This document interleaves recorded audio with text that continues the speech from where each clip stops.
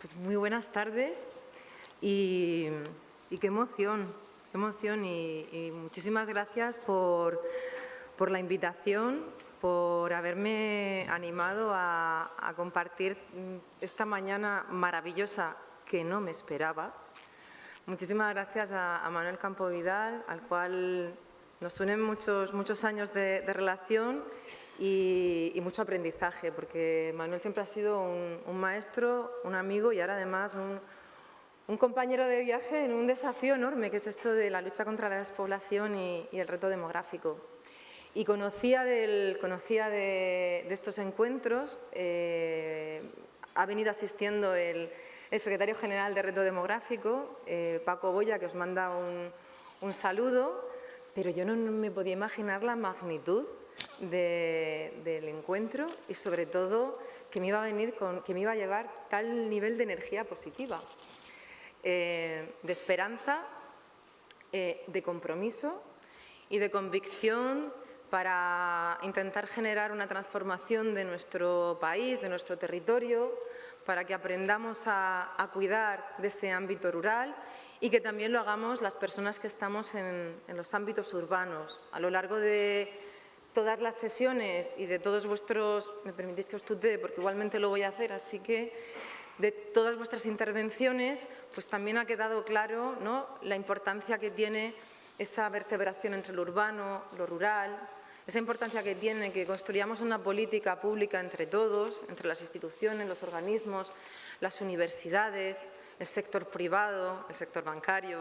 las cajas, como es el caso de Eurocaja Rural, que estoy absolutamente fascinada con cómo estáis abordando este desafío de la exclusión financiera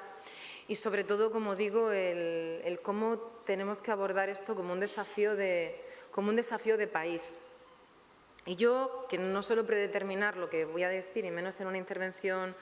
final, donde se han dicho muchísimas cosas que yo comparto, muchísimas cosas que nos quitan el sueño, pero y es verdad que para hacer una política pública, pues uno también tiene que soñar, que pueden pasar cosas. Y por eso Mar decía lo de la mirada en positivo, y yo sumo a eso que decía Mar, a que hay que ser optimista ante este desafío,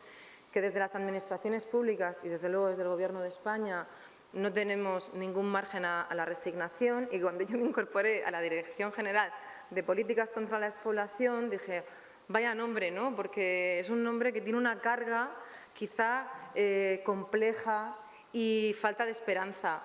pero para nada. Y además la muestra de que el territorio está vivo y que tenemos que acompañar este proceso es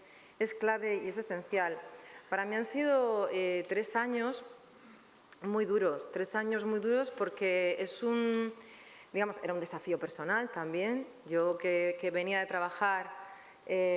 con los ayuntamientos, estoy una absoluta convencida del papel que tienen que tener las entidades locales, los gobiernos locales, porque, querida presidenta, sois nivel de gobierno, igual que los ayuntamientos son nivel de gobierno con capacidad y con autonomía para generar proyectos en su territorio y para dar respuesta a sus ciudadanos, pues estaba, ¿no?, ante un desafío también personal de cómo podíamos empezar a diseñar acciones que además dieran respuesta a algo que era pues también complejo, y era esa demanda que existía, ¿no?, por parte de esos ciudadanos y ciudadanas que viven en el ámbito rural y que han sentido pues, que no hemos atendido sus necesidades o que han sentido que eran ciudadanos y ciudadanas de segunda cuando por supuesto no lo son. Y había que tener discurso, había que tener narrativa, teníamos que tener una misión, una visión, unos objetivos y unas acciones, pero también teníamos que saber cómo acertar en esas acciones. Y ahí yo creo que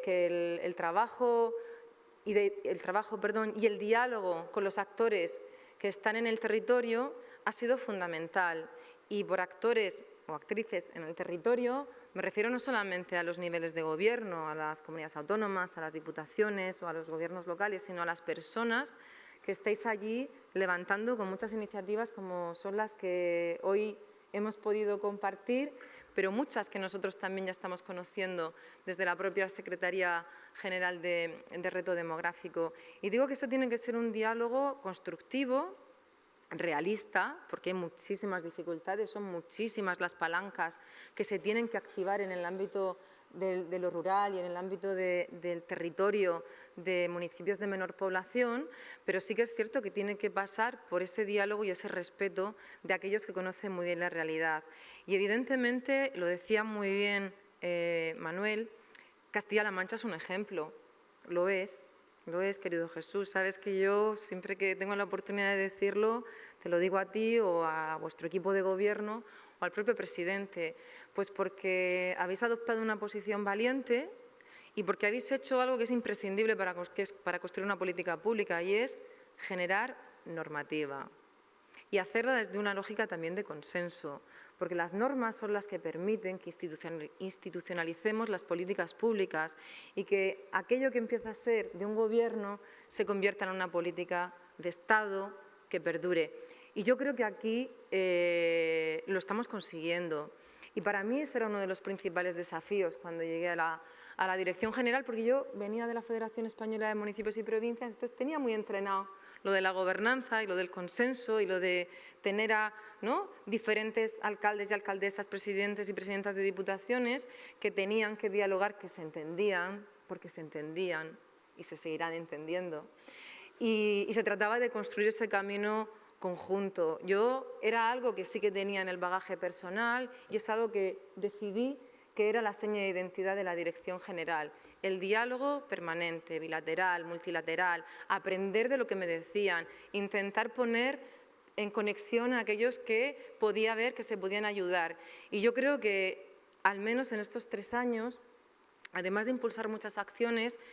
yo lo que sí quiero trasladar es ese mensaje de cooperación, de convicción, de coordinación y de que a veces también esos consensos no siempre están exentos de algún disenso, pero creo que a lo largo de este tiempo sí que hemos conseguido construir eso y no construirlo solos, y eso a mí me parece que es absolutamente esencial. Estoy improvisando un poco, pero sí quería hacer también una reflexión sobre que detrás de una política pública pues también hay mucho corazón, y es lo que se denota aquí. Yo creo que está el corazón también aquí de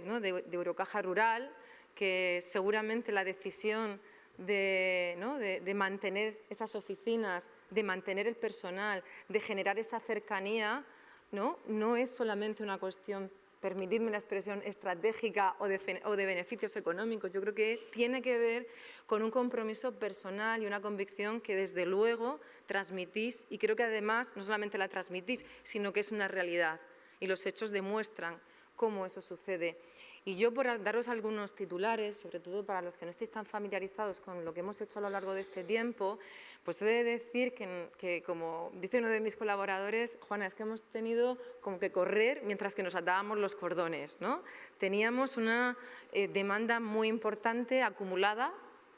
éramos una unidad nueva, que no teníamos mucho presupuesto y que teníamos también la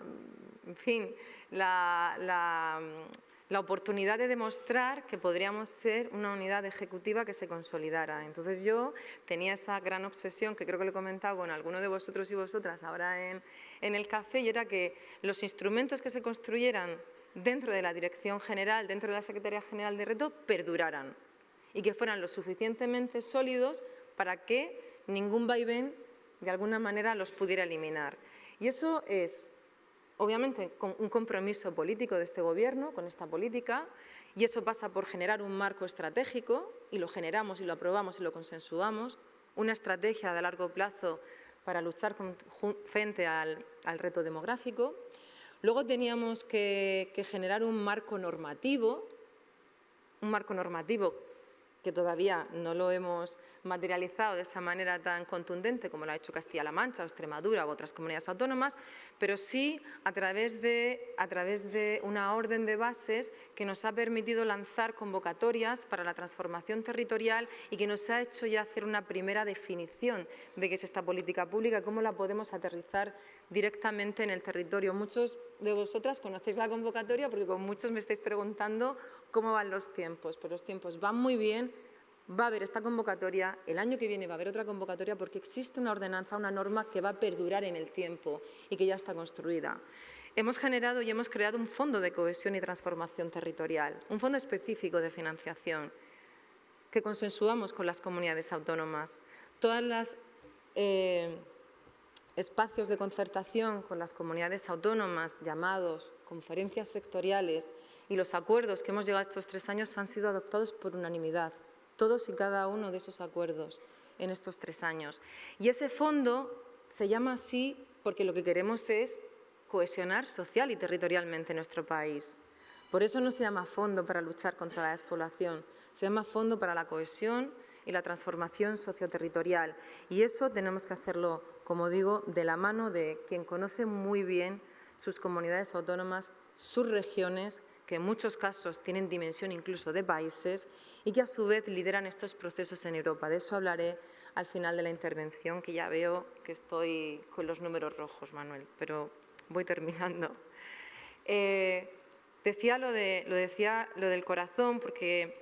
yo el corazón también lo tengo en la universidad y entonces también otro de los elementos que nos ha parecido fundamental a la hora de trabajar durante este tiempo ha sido conectar el conocimiento y el talento. Y ahí hemos hecho muchas iniciativas, hemos impulsado una cátedra ahora que queremos que nos pueda hacer unos buenos y mejores diagnósticos para acertar en ese diseño y en esa implementación de la política pública, pero también hemos querido llevar el talento de nuestros jóvenes al territorio, y lo comentaba el alcalde del Recuenco, Quique Collada, que tenemos un programa precioso y maravilloso llamado Campo Rural, para llevar a alumnos de grado y de máster a municipios de menos de 5.000 habitantes, un programa que copiamos o en que nos inspiramos de la Universidad de Castilla-La Mancha, de la Universidad de Zaragoza, pero un programa que nosotros lo hemos hecho a nivel nacional. Yo no soy capaz de explicaros realmente lo que es este programa, porque yo cada vez que lo hablo me emociono y tampoco me quiero emocionar todo el tiempo hablando, que si no, no me vais a querer invitar. Pero es un programa que pasa de la primera edición con 400 alumnos y alumnas a una segunda edición con 1.000 alumnos haciendo en este momento prácticas en lo que os podáis imaginar, desde empresas, hoteles, ayuntamientos, entidades sin ánimo de lucro, haciendo todo tipo de actividad y de todo tipo de titulaciones. Y lo que nos devuelve este programa es que hay futuro y que los jóvenes y las jóvenes quieren conocer el territorio. El programa no está previsto para que se queden o no a vivir. Lo contaba Quique, que además, como él es así, que es hiperactivo, yo le adoro, pues se llevó a 10 de los campos rurales y al Recuenco. Y algunos se queda, pero el objetivo es que conozcan el territorio, que conozcan la potencialidad y que lo entiendan y que lo valoren y que lo quieran. Tenemos una generación conectada con la lucha contra el cambio climático. Sabemos que son ellos los que nos hacen avanzar en esa dirección, pues ahora necesitamos una generación, muchas generaciones que estén comprometidas con ese territorio y que tengan también esa experiencia. Y de verdad, por terminar, pero porque creo que es importante y es un momento absolutamente relevante, es que no se puede construir una política de cohesión socioterritorial sin tener en cuenta a las mujeres y sin tener en cuenta la perspectiva de género y sin tener en cuenta que en ese medio rural las brechas se triplican, como mínimo, se triplican. Y no se trata solamente de la decisión personal de qué tipo de vida quieres llevar o si quieres abordar o no una maternidad. Se trata de que las mujeres tengan las mismas oportunidades en un contexto, como digo, donde las brechas que existen, que siguen existiendo, se triplican en el medio rural. Así que, por supuesto, la perspectiva de la política pública que estamos llevando a cabo tiene esa perspectiva de igualdad de género y esa perspectiva feminista. Una política pública como la que estamos construyendo, como la que ya hemos lanzado y en la que ya podríamos decir que estamos consolidando, ahora, en el marco de la presidencia europea, en el marco de la presidencia española de la Unión Europea, nos damos cuenta que somos un referente. Nos damos cuenta que Europa está esperando que España sea quien lidere el futuro de la política de cohesión territorial de nuestra Unión Europea. Entiendo que eso es absolutamente trascendental, porque de las conclusiones que dejemos a lo largo de estos meses será el legado. Creo que con la colaboración, la cooperación de todos los actores podremos ser esos líderes y podremos mejorar esas políticas de cohesión socioterritorial en el marco europeo. Y entonces ya sí que, para terminar, en los 9 segundos que me quedan, invitaros a los actos que vamos a celebrar por parte de la Secretaría General de Reto Demográfico en el ámbito de la Presidencia, que además se celebrarán aquí en esta región, en Castilla-La Mancha, en Cuenca, los días 15 y 16 de noviembre. Así que enhorabuena, muchas gracias, me lo he pasado fenomenal. Lo estáis grabando, no sé si decirlo, porque si digo que me lo paso fenomenal, lo mismo no me dejan salir de nuevo del despacho, pero muchísimas gracias, ha sido un placer.